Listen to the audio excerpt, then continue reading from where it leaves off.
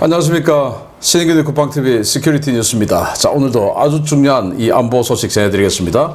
특히 최근에 김여정이가 미국의 정찰기들이 자기네들 영공 침범했다, 가만두지 않겠다, 격추시킬 수 있다, 이런 망발을 쏟아내고 있는데 그 이유가 밝혀졌습니다. 정말 놀라운데요. 김여정이가 겁이 나서 이빨을 드러낼만 합니다. 원래 겁먹은 개가 이빨을 드러내지 않습니까? 잇몸까지 드러내죠. 그리고 이 우크라이나에 굉장히 강력한 무기가 지원되는 걸로 나토 정상회담 지금 하고 있죠. 여기에서 결정 났습니다. 어떤 무기들이 지원되는지. 그리고 이 우크라이나군이 영국이 준 스톰 섀도우 미사일로 장거리 정밀 타격을 해서 장군을 죽여버렸습니다. 그리고 이 연합군, 그러니까 우리가 지금 야전군인데 사실은 한 군단급 정도 되는 부대죠. 그 지휘부를 완전히 그냥 폭사시켜버렸다고 하는데 어떤 부대, 어떤 전과가 있는지 알아보도록 하겠습니다. 신인균의 국방TV 구독, 알림, 좋아요 눌러주십시오. 북한이 최근 미군 정찰기 격추 위협을 들고 나오며 한반도 정세를 험악하게 몰아가는 데는 이유가 있었습니다. 미군이 한반도 주변에 대규모 폭격기 전력을 전진 배치한 것으로 확인됐습니다. 미 공군이 7월 11일 오전 텍사스주 다이에스 공군기지에 주둔하는 B-1B 폭격기 2대를 일본 미사와 공군기지에 전진 배치했다고 일본 오신트 소식통들이 긴급 리포트했습니다. 미사와 공군기지 일대를 모니터링하는 오신트 소식통들은 오전 8시 미사와 공군기지에 2대의 B-1B 폭격기가 착륙했으며 이들이 일본 항공자위대와 연합훈련을 준비하고 있다고 전했습니다. 전개가 확인된 전력은 제9폭격비행대 소속의 B-1B 초음속 폭격기 2대였는데요. 미국은 이에 앞서 괌 앤더슨 공군기지에도 8대의 B-52H 전략폭격기를 전개시키며 대규모 장거리 타격 훈련을 진행 중이었습니다. 현재 괌에 배치된 폭격기 전력은 6월 12일 배치된 제23 폭격비행대 소속의 B-52H 폭격기 4대, 7월 2일 추가 배치된 제96 폭격비행대 소속의 B-52H 4대인데요. 23 폭격비행대는 미노트 기지, 96 폭격비행대는 박스데일 기지에서 각각 전개됐습니다. 이와 별개로 일본 이와쿠니 기지에는 본토 아이오와주 마운틴홈 공군기지에서 전개한 제391 전투비행대 소속의 F-15E 스트라이크 이글 전폭기 10대도 식별되었습니다. 미군이 장거리 타격자산을 이처럼 대규모로 서태평양에 동시 전개시킨 것은 지극히 이례적인 상황인데요. 초유의 장거리 타격자산 대량 전개 상황에 북한이 꽤나 겁을 집어먹은 것 같습니다. 네, 북한 김여정이가 계속 며칠 연속으로 가만두지 않겠다, 타격 공격할 수 있다, 이런 이야기를 했는데 그 이유가 바로 이런 내용이었습니다. U2 정찰기 그리고 글로벌 호크 같은 경우에 타겟에서 한 150km 정도까지 딱 접근하면 한 10cm 정도의 해상도를 볼 수 있죠. 그러니까 이게 김정은이가 타는 마히바인지 아닌지 다 알 수 있는 겁니다. 그 정도 되면. 그러니까 김정은 동선, 또 지휘부 동선 노출되고 그게 또 확인되고 할 수 있는 거니까 겁나죠. 왜 겁나냐? 이런 게 들어온 겁니다. 지금 들어오고 있는 사진인데요. B-1B 폭격기가 미사와 기지에 들어왔다. 미사와 기지가 어디냐면은 일본 혼슈 최북단 홋카이도를 마주보고 있는 곳이에요.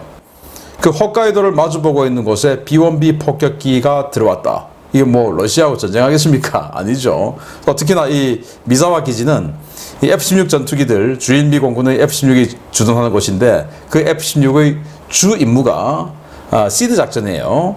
그러니까 와일드 위즐 임무, 북한의 방공망을 초기에 제압하는 그런 임무입니다. 레이더 기지, 그리고 지대공 미사일 기지를 타격하는 임무를 가진 F-16이 다량 주둔하고 있는 곳에 B-1B 폭격기가 들어왔다. 그 말은 F-16이 그냥 지상 타격, 레이더 기지 이런 거 타격해주고, 그리고는 이 B-1B 폭격기 2대가 딱 떠서 48발의 각각 이제 24발씩이니까 제즘 ER 장거리 스텔스 순항미사일 쏴서 그냥 평양의 지휘부 완전히 그냥 쑥대밭으로 만들어버린다 라는 건데, 그럼 이제 이것만 있냐? 아니죠.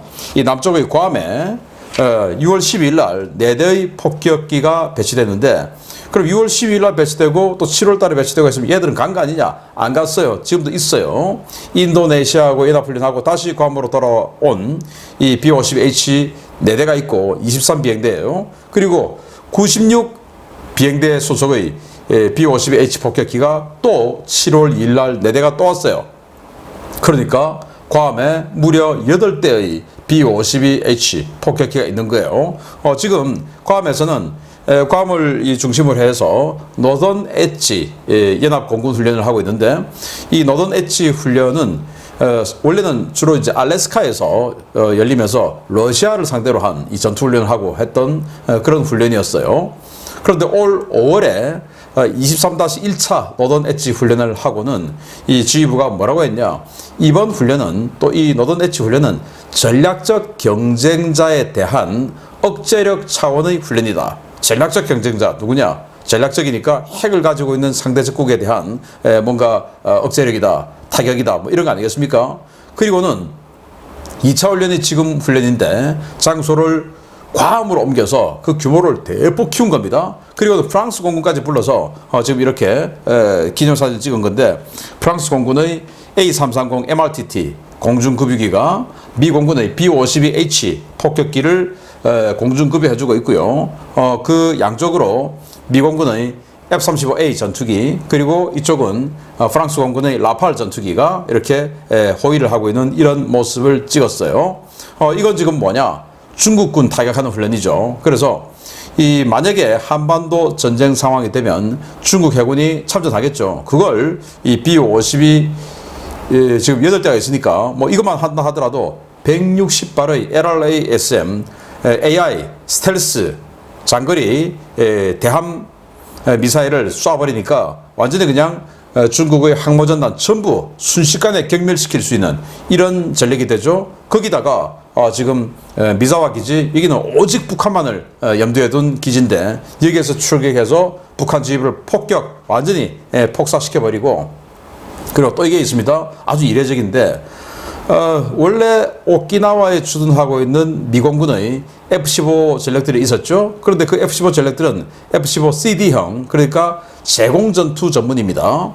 그런데 여기다가 F-15E 스트라이크 이글이 이와쿠니 기지 그러니까 히로시마 인근에 있는 기지죠. 미 해병대가 주로 운영하는 기지인데 여기에 스트라이크 이글들이 들어왔어요. 이건 전폭기 아닙니까? 그러면 이 스트라이크 이글이 10대가 들어왔다고 한 것은 BLU-109를 능가하는 또는 그런 이 벙커버스터 20발에서 10발 완전히 그냥 북한 이 핵기지, 핵발사기지 이런 것들을 입구를 그냥 초토화시켜버릴 수 있는 벙커버스터를 다량으로 그냥 내려 꽂을 수 있죠. 그러니까 이 스트라이크 이글들 딱 떠서 핵기지, 핵발사기지들 때려버리고 미사와 기지에서 B-1B가 제즈미아를 쏴서 지금 이제 정찰기가 딱 보고 있으니까 김정은이 이동하는 거 그냥 때려버리고 그리고 이제 중국군 참전하는 거 중국 해군은 일시에 B-52들이 경멸시켜버리고 하는 훈련을 하니까 김여정이가 겁이 나서 우리 가만두지 않겠다라고 하는데 그렇게 겁을 낼만 합니다. 그래서 김여정이가 오죽 겁이 났으면 갑자기 우리 일반인들이 생각하기엔 뜬금없이 그렇게 했겠냐. 근데 알고 보니까 이런 일이 진행되고 있었다. 여정아 이해한다. 그런데 겁나면 그만둬라 그런 거. 자, 두 번째입니다. 빌뉴스에서 열리는 나토 정상회의에서 우크라이나에 대한 추가 무기 지원 패키지 발표가 쏟아지고 있습니다. 방공 무기와 전차, 장갑차부터 장거리 미사일까지 대량의 무기가 추가 지원될 전망입니다.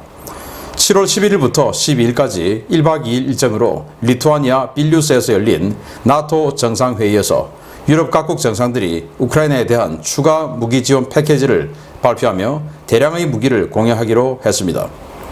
가장 먼저 무기 공여 계획을 밝힌 나라는 독일인데요. 독일은 2대의 패트리어트 미사일 발사 차량과 추가 패트리어트 탄약, 25대의 레오파르트 1A5 전차, 40대의 마르더 보병 전투장갑차, 5대의 베르게 판저2 공병 장갑차, 2만 발의 155mm 포탄과 5천 발의 155mm 연막탄, 무인정찰기 등을 보내기로 했습니다. 프랑스는 영국이 이미 지원한 스톰 섀도우의 프랑스판인 스칼프 EG 미사일을 지원하기로 했는데요. 이 미사일은 사거리 550km의 스텔스 미사일로 미그 29나 수 24 전투기에 탑재해 모스크바를 직접 공격할 수 있는 사거리를 가지고 있습니다. 노르웨이는 올해 당초 계획된 2.5억 달러 규모의 대우크라이나 군사 원조 예산을 4배로 늘려 10억 달러 규모의 무기를 지원하기로 했고, 리투아니아, 라트비아, 에스토니아 등 발틱 3국은 보병 휴대용 지대공 미사일과 포병 탄약 지원을 발표했습니다. 이번 패키지 발표로 우크라이나의 레오파르트 1A5 수령 예정 물량은 200대 이상으로 늘어났고, 마르더 보병 전투장갑차 역시 기존 60대에서 100대로 늘어나게 되었습니다. 이들 물량은 올겨울까지 우크라이나군의 공세 지속 능력을 연장하는 데 큰 도움이 될 것으로 기대되는데요. 각국이 발표한 지원 패키지들이 하루빨리 전선에 도착하기를 기원하겠습니다.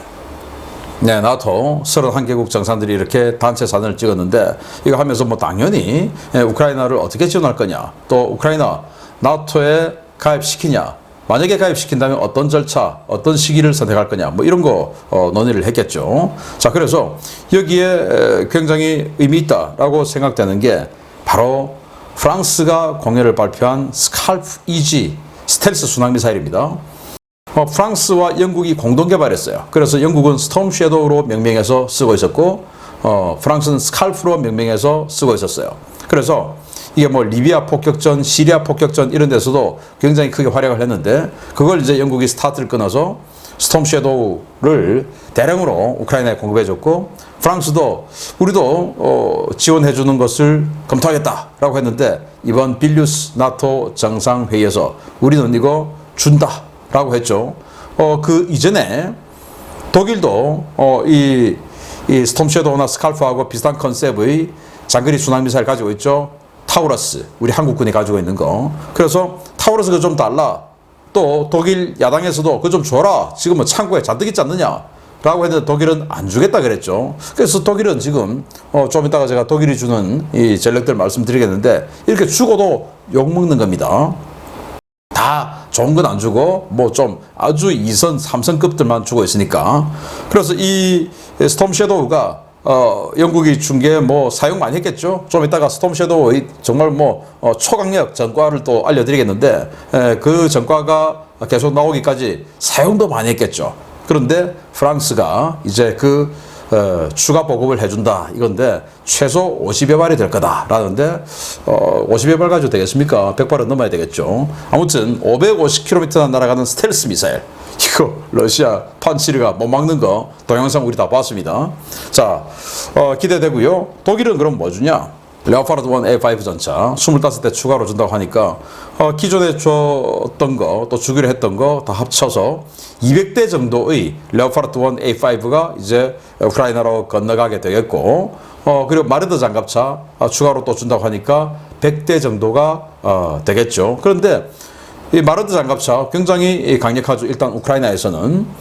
그런데 함대도 식별되지 않고 있어요. 그런데 제가 오늘 아침에 9군단 말씀을 드렸는데, 그 9군단에 아마 마르더 장갑차 대량 편제되어서 완전히 밀어붙이는 공세작전에 투입되지 않을까라고 생각이 되고, 이런 추가 무기 지원 패키지와 함께 아침에 알려드렸던 미국의 집속탄 DPICM탄이 대량으로 들어가게 되면, 일단 뭐 10만 발 준다고 하니까 그 10만 발이 끝이겠습니까? 미국이 그 DPICM탄 460만 발 가지고 있는데, 그러니까 정말 이 참호에서 아주 뭐 치열하게 경쟁하고 있는 러시아군. 야, 참호전 보면 정말, 야, 이거 한 100m 전진하는데 너무나 큰 희생과 시간이 걸리겠다라는 걸 그 동영상을 보면 느낄 수가 있습니다. 그런데 이 집속탄 대량으로 들어가게 되면 참호 그냥 박살나게 되겠죠. 기대됩니다. 자, 이런 가운데 러시아의 장군이, 그것도 연합군 지휘관이 지휘부가 폭사해버렸습니다. 어떤 내용인지 보겠습니다. 러시아군 고위급 지휘관과 전쟁 범죄자들에 대한 우크라이나군의 핀포인트 타격이 점점 강화되고 있습니다. 우크라이나가 현지 시각 7월 11일 스톰 섀도우 미사일 초정밀 타격을 통해 러시아군 중장을 사살했다는 소식입니다. 우크라이나군이 현지 시각으로 7월 11일 오후 베르단스크 인근의 비밀 숙소를 공습해 해당 건물에 머물고 있던 러시아군 장군과 참모들을 제거하는 데 성공했다고 복수의 오신트 소식통이 현지 시각 7월 11일 리포트했습니다. 공습은 베르단스크 해안의 작은 호텔 듀운을 겨냥해 실시됐는데요. 우크라이나군의 현지 파르티잔 협력자들과 정보망을 동원해 해당 호텔에 러시아 제58연합군 지휘부 일부가 머물고 있다는 정보를 입수했습니다. 우크라이나 정보당국은 교차 검증을 통해 해당 호텔이 러시아군 임시지휘소로 사용되고 있다는 사실을 확인하고 이곳에 대한 공습을 감행했는데요. 전선에서 약 120km 떨어진 이 호텔 공습 작전에는 수호-24 공격기와 스톰 섀도우 미사일이 동원되었습니다. 사살된 인물은 제58연합군 부사령관인 올렉 유리오비치 초코프 중장이었는데요. 초코프 중장은 개전 초 제144 차량화 소총 사단장으로 벨라루스 방면에서 침공해 키이우 전선에서 졸전을 벌였는데요. 허위 보고서로 크렘린의 칭송을 받으며 그해 여름 중장으로 진급한 바 있습니다. 초코프 중장은 중장 진급 후 제20연합군 사령관으로 동부전선에 투입되었지만 우크라이나군의 9월 하르키우 지역 반격 작전 당시 군단급 병력을 말아먹고 도주하다가 중상을 입고 후송돼 올해 초까지 상트페테르부르크의 병원에서 치료를 받았습니다. 그는 치료를 마친 뒤 남부전선의 제58연합군 부사령관으로 부임해 오레호브 전선의 방어전 지휘를 맡아왔는데요. 이번 공습으로 초코프 중장을 비롯해 참모부 다수가 사망하면서 해당 전선의 러시아군은 크게 동요하고 있는 것으로 전해졌습니다. 이번 작전은 우크라이나군의 광범위한 마비전 전략의 일환인데요. 스톰 섀도우 미사일에 더해 스칼프 미사일까지 공급되면 러시아군 고위급 장성의 부고가 앞으로 더 자주 들려올 것으로 예상됩니다. 네, 전쟁 초기 북부 지역에서 쳐들어와서 키이우를 치러 들어갔던 부대 144 차량화 소총 사단장이었어요. 근데 뭐 다 쫓겨났죠. 박살나고 쫓겨났는데 근데 우리 임진왜란으로 치면 장계를 갖다가 아주 그냥 기가 막히게 잘 적은 겁니다. 그래서 너 잘했구나 해서 칭찬받고 그해 여름, 즉 작년 여름에 별 한 개 더 달고 중장된 겁니다. 그래서 연합군 사령관, 우리로 치면 야전군 사령관인데 사실은 규모로 보면 군단장 정도 되는 아마 그런 규모죠. 그래서 군단장이 되어서 20연합군, 여러분들이 작년에 그렇게 많이 봤던 바로 이지움 전투를 관할했던 바로 그 지역이에요. 그런데 하르키우 전선에 확 치고 들어가면서 이지움 쪽에서 그냥 어마어마하게 밀리고 순식간에 도망갔지 않습니까? 그때 도망가다가 중상을 입은 거예요. 그래서 올해 초까지 상트페테르부르크 병원에서 치료를 받은 겁니다. 장군이니까 좋은 병원 가서 치료 받았겠죠. 그래서 다 낫고 그리고는 58연합군 부사령관으로 지금 자포리자 전선 오레호브 방어선에 투입된 거예요. 그 오레호브 방어선 지휘를 맡고 있는데 일단 이 공격받은 곳은 듀운 호텔 바로 여기입니다. 베르단스크 항구도시죠. 자포리자의 항구도시인데 여기에서 지금 전선까지 120km 정도 돼요. 직선거리로. 그런데 순항미사일은 꼬불꼬불 날아가니까 이렇게 직선으로 안 날아가겠죠. 그리고 타격을 받았고 타격받은 호텔은 바로 이렇게 예쁘게 생긴 작은 호텔입니다. 이 호텔은 조사해보니까 장기 휴업 상태예요. 즉 러시아군에게 징발된 상태죠. 그래서 러시아군은 이걸 가지고 만약에 야 민간 호텔을 왜 공격했어? 전쟁 범죄자야 라고 할 수 있겠지만 이거 장기 휴업 상태고 러시아군이 징발해서 군단급 지휘소로 쓰고 있는 겁니다. 여기를 때려버렸어요. 때려서 이런 식으로 호텔 비격 당시에 이런 폭염, 화염이 치솟아 오르는 장면인데 이런 끝에 이 부사령관 죽고 중장 죽고 그리고 참모부, 지휘부 다수가 죽었다라는 거예요. 그러니까 오레오브 전선 지금 굉장히 치열하게 전투가 벌어지고 있고 우크라이나가 점점 밀어붙이고 있는 상황에서 그 총지휘부가 그 지휘부의 헤드 그리고 그 지휘부의 참모부가 대거 사망했으니까 당분간 러시아군 좀 우왕좌왕하겠죠.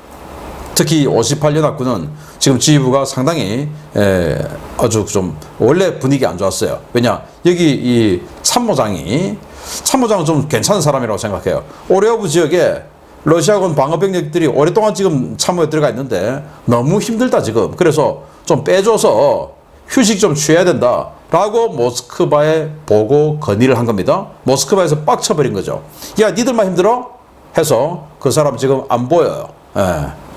어떻게 좌천된지 모르겠지만 그런 상황에 부사령관까지 죽고 그 다른 참모장은 지금 사라졌고 다른 이 참모부도 대거 사망을 했으니 올해 오브 전선에서 우크라이나군의 큰 성과가 기대됩니다. 자, 이런 상황에서 이제 스톰 섀도우 미사일의 프랑스판인 스칼프까지 대량 공급되니까 더 많은 이 중심 타격이 있게 되기를 기대합니다. 저도 그 소식을 알려드리게 되기를 기대합니다. 마치겠습니다. 감사합니다.